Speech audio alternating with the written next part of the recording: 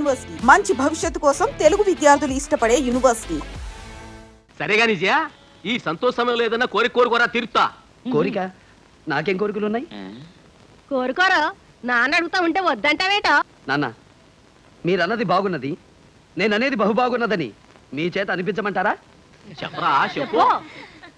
మీరే ఏదైనా కోరుకోండి, మీ కోరిక తీర్చడమే నా కోరిక.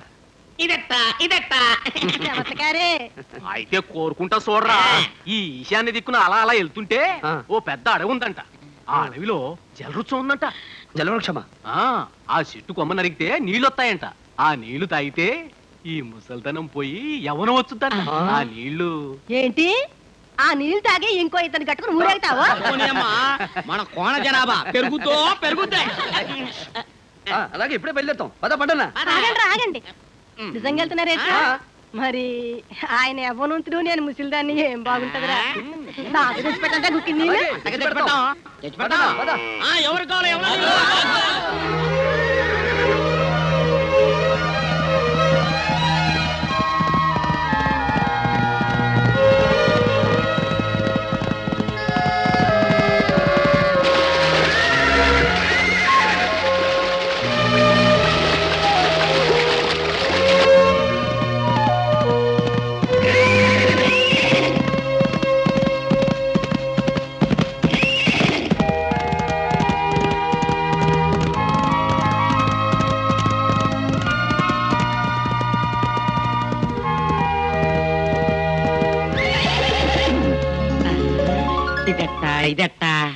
పండనా, చూసావా?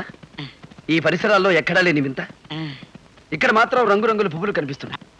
బహుశా జలవృక్షం ఇక్కడెక్కడో ఉంటుంటుంది. అవునవును.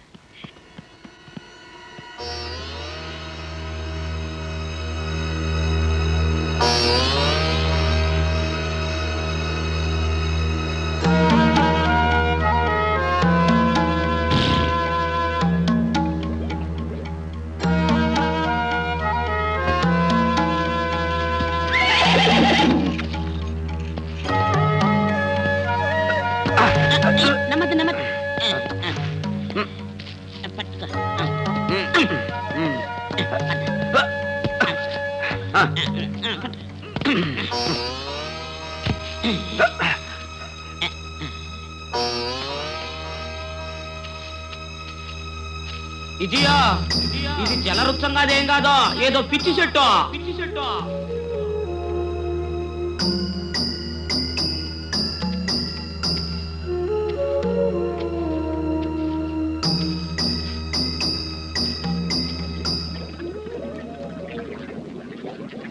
ఎక్కడి నుంచో నీళ్ళ శబ్దం వినిపిస్తుంది. ఇదియా లోపల నీళ్ళు గొడగొడగొడగొడగొడమంటున్నాయి. ఇదే జలవృత్తమా? ఇదెట్టా జలవృత్తమా?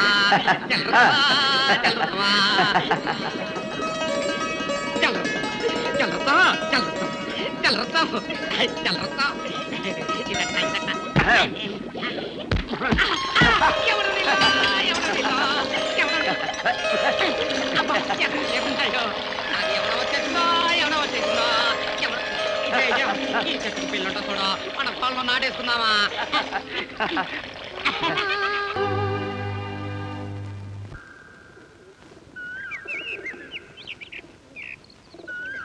ఆహా, 1000 కొయిలల మధుర గానం, అమరకాంతల మయూర నాట్యం, దివి నుంచి భూమికి దిగి వచ్చిన దేవకన్య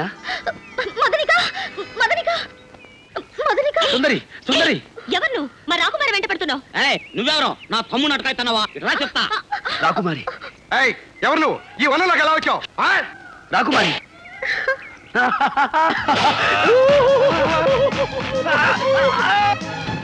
రాకుమారి, బంధించండి. బంధించండి రాకుమారి. మీ సుకుమారమైన బాహుల్లో బంధించండి.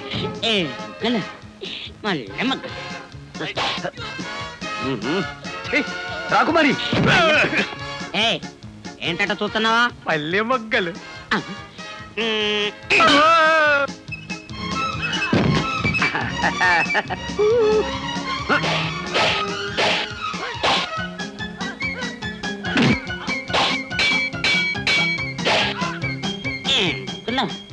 మళ్ళీ మొదలు.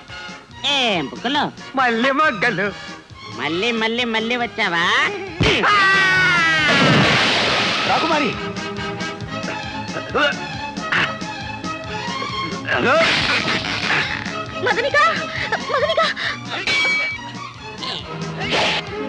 వాళ్ళు గాఢ ప్రేమలో ఉన్నారు. రాకుమారి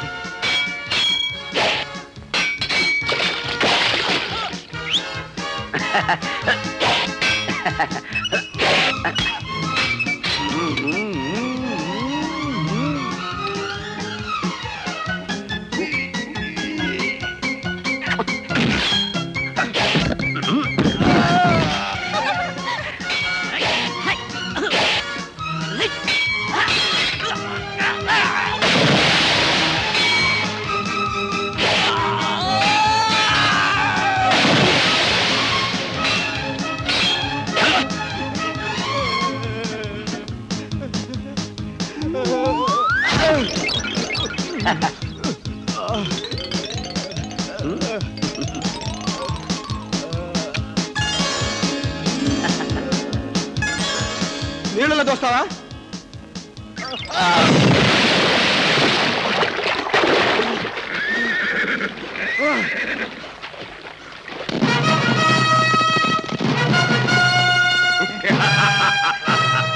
ఆనందభరితము.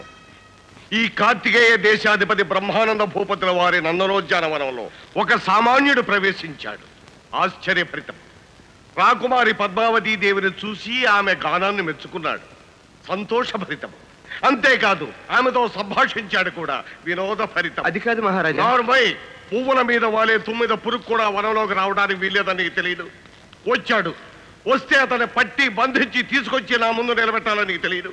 బంధించలేక అతని చేతిలో ఓడిపోయామని చెప్పుకుంటున్నారా సిగ్గు లేకుండా? అవమాన భరితం. అసలు నువ్వేం చేస్తున్నావు సూరవర్మ? మొత్తం సైనిక బలానికి అంతటికి నాయకత్వం వహిస్తున్నా. ఇది నీకు అవమానం కాదు? అమ్మాయి రక్షణ కూడా తమ్ముడే వెళ్ళాలా? వాళ్ళంతా ఏం చేస్తున్నారో ఎందుకున్నారో నిగ్గదీయండి. ఇంతకు ఎవడవాడు? వీరాకి వీరుడిలా ఉన్నాడు నాన్న. కత్తి యుద్ధంలో కథలు తొక్కాడు. మన సైనికులంతా చిత్తు చిత్తు. ఆహా, ఖడ్గవీరుడు అన్నమాట. ఎలా వచ్చాడు? గుర్రం మీద వచ్చాడు మహారాజా. వాడు వచ్చింది గుర్రం మీద ఏనుగు మీద అని కాదు ప్రశ్న. ఏ విధంగా లోపలికి వచ్చాడు అని.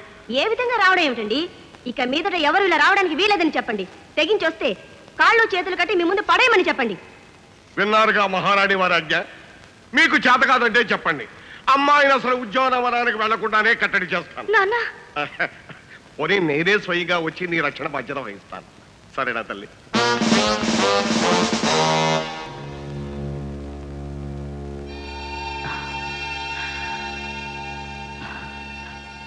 ఏమిటిది?